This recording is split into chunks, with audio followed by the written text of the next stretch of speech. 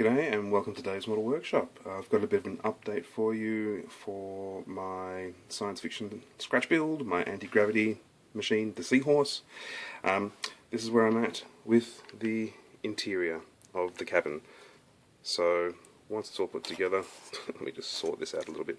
Once it's all put together, this will be the inside. You won't see that much of it, but I guess the windows are pretty big. I'll show you some photos of the progress here. So it's been a long road. Yeah, I'm pretty happy with it. Look, you know, some of the detail isn't, it doesn't bear too close scrutiny. You know, a few of the dials and things on this are a little bit, how's your father? At the moment, I'm just in the process of sanding the plastic to fit the windows, and it's just, it's killing me. Such a time-consuming process trying to get these to fit nicely. Yeah, just sitting here sanding away. It's really slow going. At first I thought, oh, I'll just cut them roughly to shape and then glue them on the inside, but that's going to look crap. You're going to have little corners visible. It's going to have overlap. It's not going to look very real. So yeah, each one's going to be custom fit to the space it needs to go into. So it's taking quite a long time.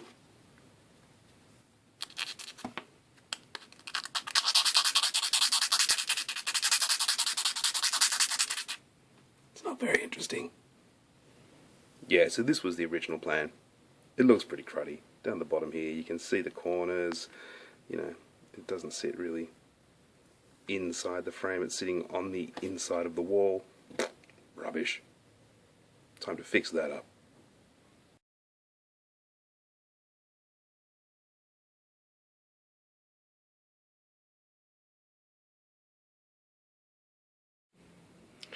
I'm pretty much ready to put all the pieces together now and stick them together, but I realised that I should probably mark, while this is flat and workable, I should probably mark where the rungs are going to go for my ladder. So there's going to be a ladder which goes up the outside on this piece. It's going to look a little bit like this. It's going to go up that side there. These are my pretty sketchy sketches, giving an idea of how that's all going to look. It's tweaked a little bit since then. But yeah, I realised that before I glue it all together and before it's all really hard to work on, I should probably carefully mark and drill those holes for my staples. So staples are going to be the same as I used for the external ladder on the hull. Make life easy for myself. So yeah, I'm just going to go through now, get a tiny pin vise drill and just mark those holes so that once it is all stuck together I can easily put those guys in. Here's my pin vise. As I go, I'm trying very hard. That's not going to work. You're not going to see a damn thing. Yeah, as I go, I'm trying very hard not to drill all the way through, because if I do, that's going to stuff up my carefully painted interior. The last thing I want is 16, 20 holes poking through the wall with bits of staple poking through them. So it's really just there as a guide. It's going to hold the end of the staple. You can't even see it on this video, but it'll hold the end of the staple and yeah, be enough to locate them. Excellent. It's done, and the good news is I only drilled through just the one time. Just up there above the little oxygen tank. So that's, to me, that's a win. Yeah, actually, this is nerderific, sorry, but I actually looked up international standards on how far apart rungs should be on ladders, and then scaled it down to 1/35th scale, and they're about 8mm apart. Nerdy! Now it's time to put this together. So basically all I'm going to do is put glue on the inside. I'm just going to use Tamiya cement, so it's fairly slow acting. I'm not going to use super glue here.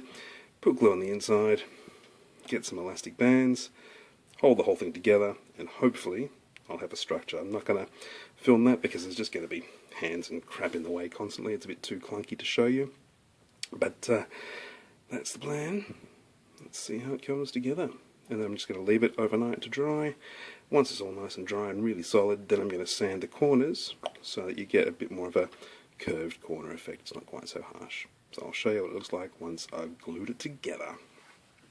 We're about to find out if all my angles are correct.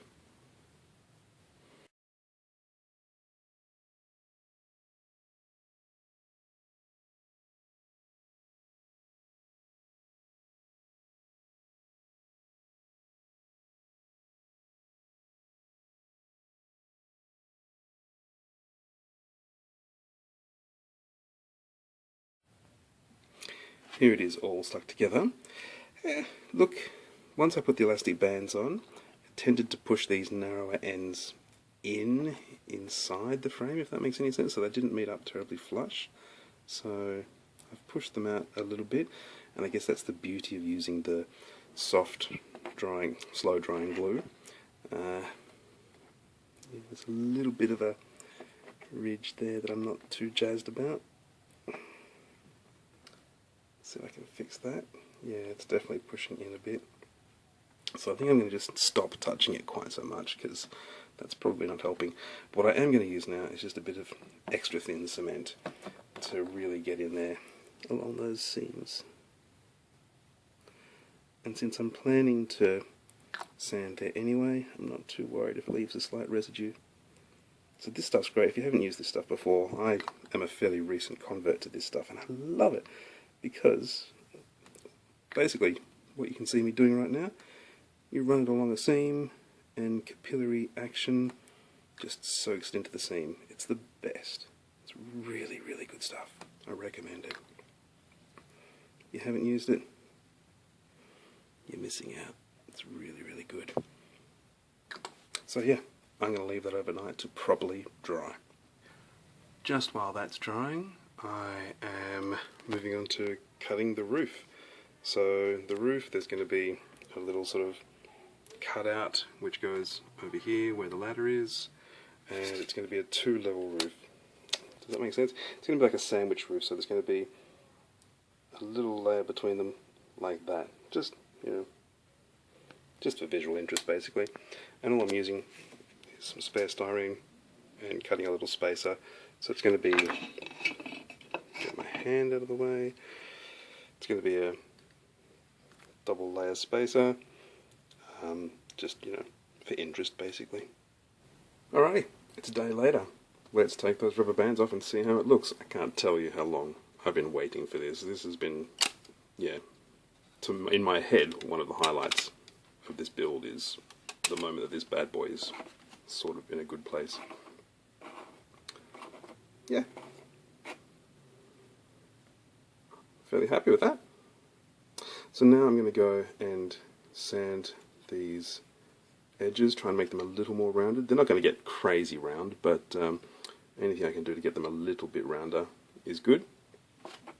When I put it on top of the hull, it actually works out to be a little bigger than I kind of expected. It's kind of a bit overpowering, but we'll see what we can do about that. But yeah, I'm not sure I'm going to have room for a crane just here. You know, otherwise there's no deck space. I'm thinking about my crew here, people. I'm worried about them. They need open air. Anyway, I'm going to start sanding the edges and come back and show you. There's the first corner. Man, it's taking ages. Let's keep going. It's taking ages.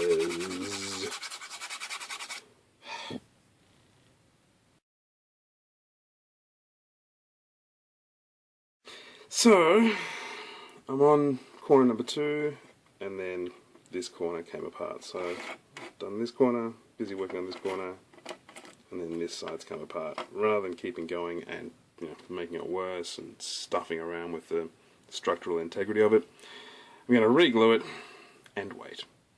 Pooh. While I wait for this thing to dry, I've been working on the roof for that. So there's lots of spare bits of styrene.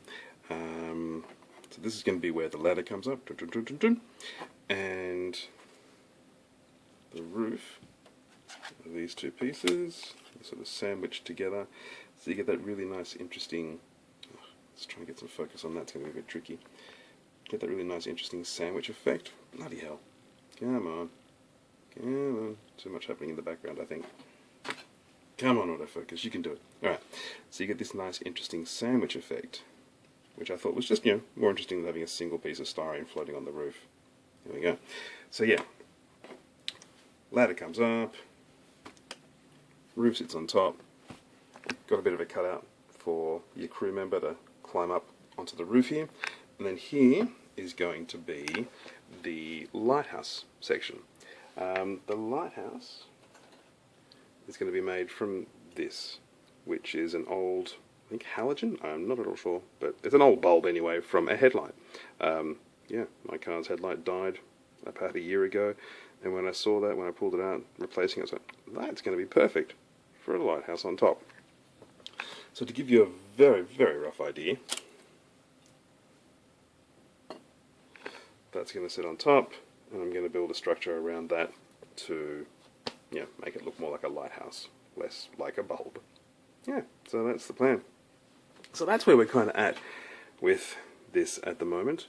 I'm annoyed that I broke that. I really wanted to finish that today, because there's a whole lot of detailing that I'm planning to put around that. So there's going to be this cool engine cover from, I think it's from a French tank that I built, like a Hotchkiss I think it was, way back in the day.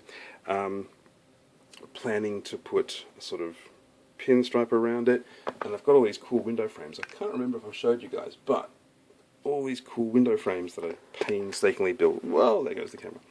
That I painstakingly built, and each of those is going to go around the window. So there's one of them. Let me just find the others. There's another one. There's the long one.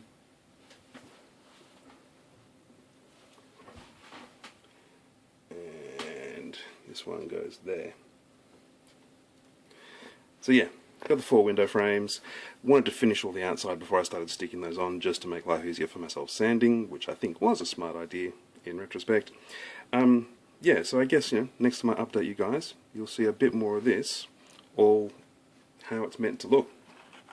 That's the plan, at least, anyway. Yeah, been in slightly slow progress lately. I've had a freelance graphic design job that I had to bang out. Pays the bills. And next time, hopefully, I'll have some more wow to show you. I'll have a ladder up the side. I'll have window frames on. May even get to the point of painting. We will see. Anyway, guys, I hope you're all well. And got any comments, chime in below. But otherwise, I'll see you next time on Dave's Model Workshop. And hopefully, I won't be breaking my glue next time. See ya.